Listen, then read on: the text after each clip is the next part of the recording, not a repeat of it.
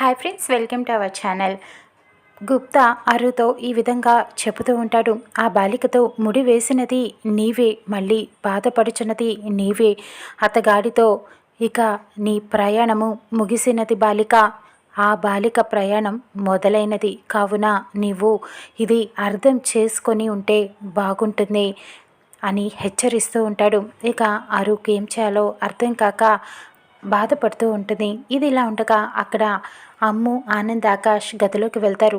ఈ పొట్టిది ఎక్కడా అని చెప్పి అంజు కోసం వెతుకుతూ ఉంటారు. ఇక అక్కడ వాటర్ తోటి చేతులు హ్యాండ్ వాష్తో తెగ క్లీన్ చేసేసుకుంటూ ఉంటుంది. రుద్ది రుద్ది చాలా క్లీన్ చేసేస్తూ ఉంటుంది ఆ హ్యాండ్స్ని. అంజు ఎందుకే అలాగా క్రిములని దూరం అయ్యేలాగా హ్యాండ్ వాష్ చేసుకోవాలి, కానీ అలా చేతులు అరిగిపోయేలాగా కాదు, ఎందుకు అంతలాగా హ్యాండ్ వాష్ చేసుకుంటున్నాం అని అడుగుతూ ఉంటారు.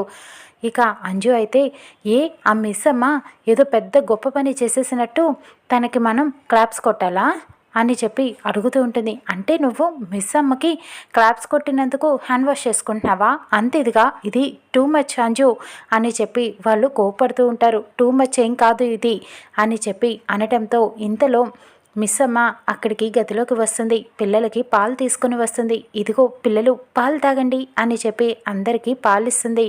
ఇక అంజు అయితే కోపంగానే ఆ పాల గ్లాసుని తీసుకొని అలా పాలు తాగుతూ ఉంటుంది. ఇంతలో మిస్ అమ్మ వెళ్ళి బెడ్ పైన దుప్పటిని మొత్తం సర్దేస్తూ ఉంటుంది. వాళ్ళ బుక్స్ని కూడా అన్నీ క్లీన్ చేస్తూ ఉంటుంది.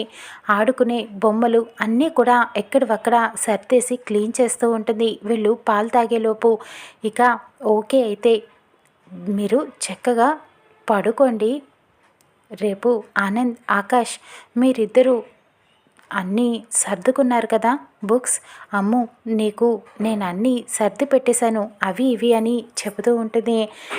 అంజు నీ డైరీలో సైన్ పెట్టేశాను, జాగ్రత్త అని బుక్స్ అన్నీ కూడా సర్దేశాను, ఇక మీరు పడుకోండి అని చెప్పి తన చీర కొంగుతోటి అంజుకి పాల మీసాలు వస్తాయి, అవి తుడుస్తుంది. గుడ్ నైట్ పిల్లలు అని చెప్పి వెళ్తుంది.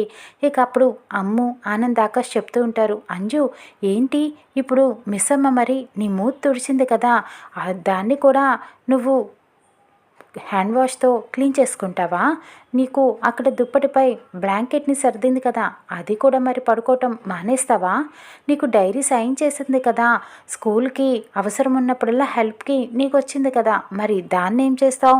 ఈ అన్నిటికీ ఏం చేస్తావు? నీకు రోజు ఫుడ్ వండి పెడుతుంది కదా మిస్ అమ్మ, మరి ఫుడ్ తినటం మానేస్తావా అని చెప్పి అంజుతో మాట్లాడుతూ ఉంటారు. ఇక అంజు అవును కదా, చాలా ఓవర్ అయింది, ఇట్లన్నిటిని ఏమి చేయకూడదు, పడుకోవాలి అని చెప్పి వెళ్ళి దుప్పటి కప్పుకొని పడుకుని పోతుంది. అమ్ము, ఆనంద్, ఆకాష్ అందరూ అంజుని చూసి నవ్వుకుంటూ ఉంటారు. బాబ్జీ మనోహరిని కలుస్తాడు. ఇద్దరు మాట్లాడుకుంటూ ఉంటారు. ఏమైంది మేడం అని అడుగుతూ ఉంటాడు.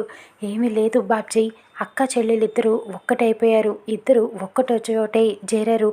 అమర్కి నన్ను దగ్గర కానివ్వకుండా చేస్తున్నారు. అప్పుడు అక్క, ఇప్పుడు చెల్లి, మిస్ అమ్మ ఉండంగా నేనేమీ చెయ్యలేకపోతున్నాను. వాళ్ళిద్దరూ బలవంతులైపోతున్నారు. వాళ్ళిద్దరిని విడగొట్టాలి, ఎలాగైనా సరే ఏం చేయాలో అర్థం కావట్లేదు, ఇంట్లో నా విలువ తగ్గిపోతుంది అని చెబుతూ ఉంటుంది. ఇక అప్పుడు బాబ్జీ మరేం చేద్దాం మేడం, ఇప్పుడు ఏమి చేయలేకపోతున్నాం కదా, మిస్ అమ్మను బయటికి గెంటేసిన మళ్ళీ రెట్టింపు బలంతో ఇంటికి వచ్చింది అని చెబుతూ ఉంటాడు. అవును, ఆ ఘోర గురించి ఏమైనా తెలిసిందా కనుక్కోమన్నాను కదా అని అడుగుతూ ఉంటుంది. ఎంత వెతికినా ఎవరికి తెలియదన్నారు మేడం, కానీ ఒక అతను మాత్రం చెప్పాడు, ఆ ఘోర ఈ ఆత్మని బంధించటానికి శక్తులన్నీ కూడా ఒక కూటమిగా చేర్చుకొని మళ్ళీ ఏదో చేస్తున్నాడట, ఈసారి తప్పకుండా బంధిస్తాడేమో మేడం అని చెబుతూ ఉంటాడు. అవునా అని మనోహరి చాలా సంతోషపడిపోతూ ఉంటుంది. ఈ మాటలన్నీ కూడా గుప్తా వింటాడు. అయితే యమధర్మరాజు చెప్పినది నిజమే అన్నమాట, మళ్ళీ ఆ ఘోర తిరిగి వచ్చి ఆత్మని బంధనం చేస్తాడన్నమాట, శక్తులన్నీ కూడా కూడగట్టుకొని కూటమిగా చేస్తున్నాడన్నమాట. ఎలాగైనా ముందు ఆ ఘోర ఎక్కడున్నానో నేను తెలుసుకోవాలి, అప్పుడే నేను ఆపగలను ఆ ఘోరాని అని చెప్పి ఆలోచిస్తూ ఉంటాడు. ఇక తెల్లవారుతుంది. అరు అక్కడ గార్డెన్లో పూల మొక్కకి ఒక పువ్వులు, నందివర్ధనం పువ్వులు వస్తాయి, పూస్తాయి. అవి చూసి చాలా ఆనందపడుతూ ఉంటుంది. ఇక తను బ్రతికి ఉన్నప్పుడు జరిగిన విషయం గుర్తు చేసుకుంటూ ఉంటుంది. అప్పుడు ఆ పూల మొక్కని తను నాటుతూ ఉంటుంది. చాలా సంతోషంగా ఆ పూల మొక్కని ఇష్టంగా వేస్తుంది. వచ్చి అమర్ అడుగుతూ ఉంటాడు, ఏంటి మేడం, మీరు ఇన్ని పూల మొక్కలుండగా ఈ పూల మొక్కనే మళ్ళీ నాటుతున్నారు ఎందుకు అని చెప్పి అడుగుతూ ఉంటాడు అరు. ఈ పూల మొక్క అంటే నాకు చాలా ఇష్టమండి. ఆ పువ్వులు పసిపాప నవ్వులాగా స్వచ్ఛంగా ఉంటుంది. నాకు అందుకని ఈ పువ్వు అంటే చాలా ఇష్టం. ఈ పువ్వులతో శివుడికి పూజ చేస్తే సతీ సమేతంగా ఇంటికి చాలా మంచిదంట. ఆ కుటుంబం సంతోషంగా ఉంటుందంట. ఏమండి, దీనికి పువ్వులు పూసాక శివుడికి మనిద్దరం కలిసి పూజ చేయాలి. మీరు అప్పుడు మాత్రం ఇలాగా దేవుడు పూజ అని వద్దు అని అనకూడదు, సరేనా? నాకు మాట ఇవ్వండి అని అడుగుతూ ఉంటుంది. అలాగే అని మాట ఇస్తాడు. అప్పుడు వాళ్ళిద్దరూ సరదాగా గడిపిన జ్ఞాపకాలన్నీ గుర్తు చేసుకొని బాధపడుతూ ఉంటుంది. ఇక అప్పుడే జాగింగ్ నుంచి అమర్ తిరిగి వస్తాడు. అరు, గుడ్ మార్నింగ్ అండి అని చెప్తూ ఉంటుంది. అమర్ కూడా గుడ్ మార్నింగ్ అని చెప్తాడు. ఇక అరు ఆశ్చర్యపోతుంది. అదేంటి, నా మాటలు ఈయనకి వినిపించాయా అని ఆలోచిస్తూ ఉంటుంది. ఇక అప్పుడు అమర్ కూడా అరుని గుడ్ మార్నింగ్ చెప్పినట్టుగా అనిపించింది నాకు, ఇక్కడ ఎవరు లేరేంటి అని చూస్తూ ఉంటాడు. అరు అనుకుంటుంది, ఈయనకి నేను మాట్లాడింది ఎలా వినిపించింది అని ఆలోచిస్తూ ఉంటుంది. ఇంతలో రాతోడు వచ్చి, ఏంటి సార్ ఇక్కడే అలా ఆగిపోయారు, గుడ్ మార్నింగ్ సార్ అని చెబుతూ ఉంటాడు. ఇక అమర్ ఏమీ మాట్లాడు, అలా అరుణే నాకు మాట్లాడిందని వినిపించింది అని రాతోడితో చెబుతూ ఉంటాడు. మీ ఊహ సార్ అది అని అనటంతో, అవును అరుని నేను ఎప్పటికీ మర్చిపోలేను, అరు మాట్లాడినట్టుగానే నాకు అనిపిస్తోంది అని చెప్పి బాధపడుతూ ఉంటాడు. ఇంకా ఇదే విషయాన్ని అరు వెళ్ళి గుప్తాతో చెబుతూ ఉంటుంది. నేను ఆ పువ్వును పట్టుకొని అలా చూస్తూ ఆయనకి గుడ్ మార్నింగ్ చెప్పాను, ఆయన కూడా గుడ్ మార్నింగ్ చెప్పేశారు గుప్తా గారు అని ఆనందంగా చెబుతూ ఉంటుంది. ఇక గుప్తా ఆశ్చర్యపోతాడు. ఇక అప్పుడు మనసులో అనుకుంటాడు, ఆ దేవుడికి ఆ పువ్వు చాలా ప్రీతి, అందుకనే అలా పట్టుకొని ఆ బాలిక మాట్లాడినది వినిపించింది.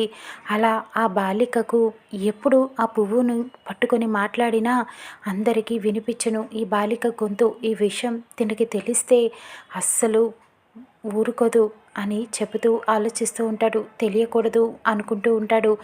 ఏంటి గుప్తా గారు చెప్పండి అని అడుగుతూ ఉంటుంది. అంటే మీ పతిదేవుడికి నీవంటే చాలా ప్రేమ, నీలో సగం కదా, అందుకనే వినిపించింది, అందులో ఇది వేకువ జామున కదా అని చెబుతూ కవర్ చేస్తూ ఉంటాడు.